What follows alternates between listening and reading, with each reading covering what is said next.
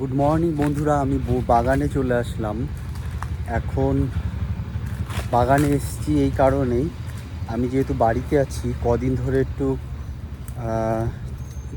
মানে ভারতীয় হার্বাল ভেষজ হার্বাল কিছু গাছগাছালি খাবো, আর সেটাই আপনাদের সঙ্গে তুলে ধরবো। তো চলুন যাওয়া যাক। এখন আমি বাগানে কিছু গাছ আছে, সেগুলো তুলবো আর খাবো। আমি চলে এসেছি এইখানটা, আপনারা দেখতে পাচ্ছেন এগুলো হচ্ছে থানকুনি পাতা। এগুলো এখন তুলবো কটা, তুলে নিয়ে আমি ধুয়ে কাঁচা চিবিয়ে খাবো।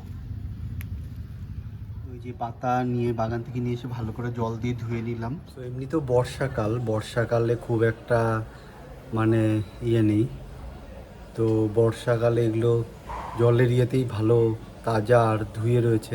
তাও একটু জল দিয়ে ধুয়ে নিলাম, এখন খাবো এগুলো।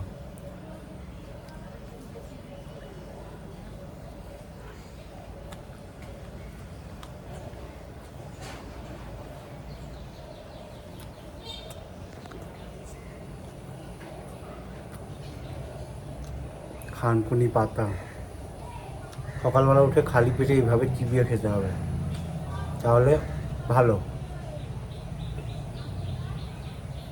আজকে থানকুনি খেলাম, কালকে অন্য কিছু খেতে হবে।